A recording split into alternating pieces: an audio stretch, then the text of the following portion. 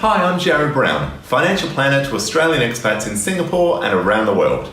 Welcome to my video series where we explore the key personal finance topics for Australians living at home and abroad. One of the most common things I hear about living in Singapore is, my goodness, it must be so expensive to live there. And in some ways, it is. But what we often forget is just how quickly cost of living has actually risen back home in Australia. So in today's video, what I'd like to explore and compare is how the two actually stack up.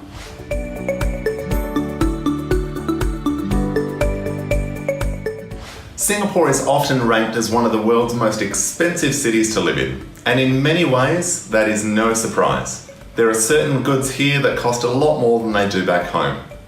Now, my hope is that this video will serve as a handy tool and a little bit of an eye-opener for anyone either considering moving to Singapore or looking at even moving back to Australia and wondering how the two compare in terms of your own saving and cost of living.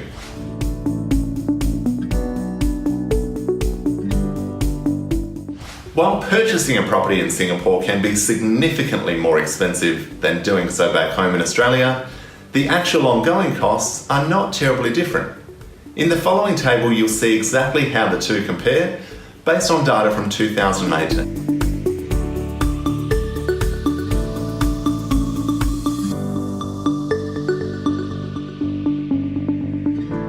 As you can see, the rental prices for those who'd like to be closer to the city in Singapore can be a little higher for most people.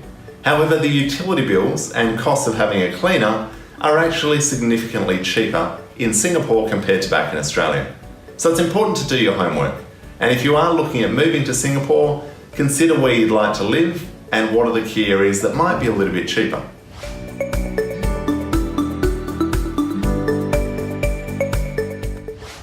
When it comes to the weekly grocery shopping, certain items in Singapore can be a lot more expensive than they are back home in Australia. And this is reflected in the following table of common Australian household goods.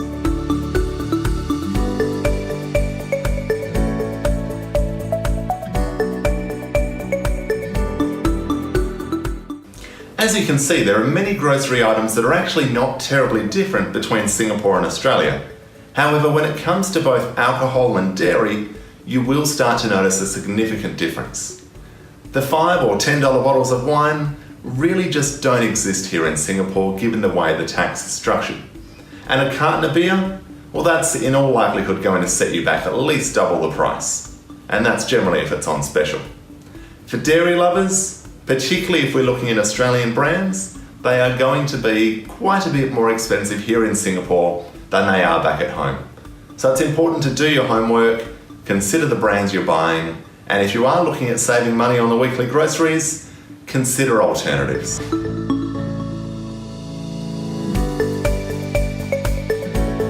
When it comes to dining, one of the many great aspects of life in Singapore is that you can do so at both ends of the spectrum.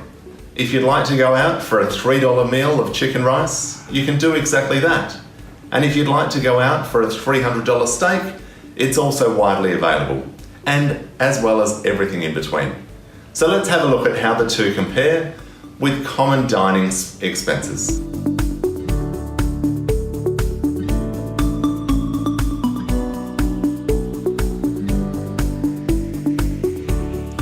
As you can see, most meals and most dining options are actually quite similar between Singapore and Australia.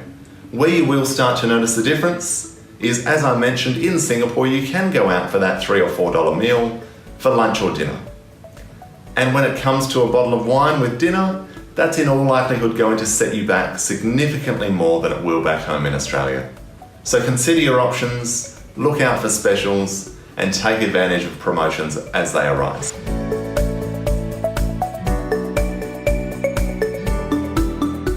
A common item that many will be aware of is that purchasing a vehicle in Singapore can set you back a lot more than it will back home in Australia. And this is largely due to the licensing requirements in Singapore that have been introduced and been part of life in Singapore for many years. You'll see how these two stack up in the following table.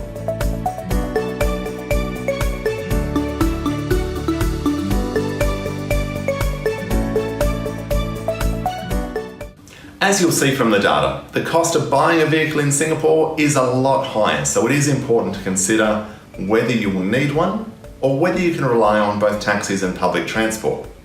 What you'll also notice from the data is that public transport in Singapore is significantly cheaper than it is back home. Not to mention a lot more efficient, much cleaner, and much more frequent, so it is very easy to get around the city here in Singapore.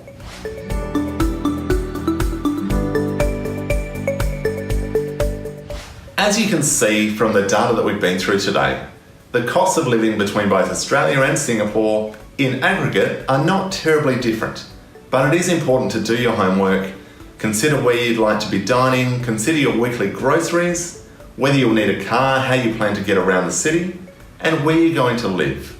All of these variables will make a significant difference to your lifestyle in Singapore and how much you're able to save and accumulate on a regular basis. So do your homework and explore your options. If you have any questions at all about life in Singapore, whether you're considering a move to Singapore, or you're just looking at your options, feel free to reach out to me on the contact details provided. I'd be happy to explore how we can help. Likewise, if you have a personal finance topic that you'd like me to explore in a future video, let me know and I'd be more than happy to consider it. Thank you and see you next time.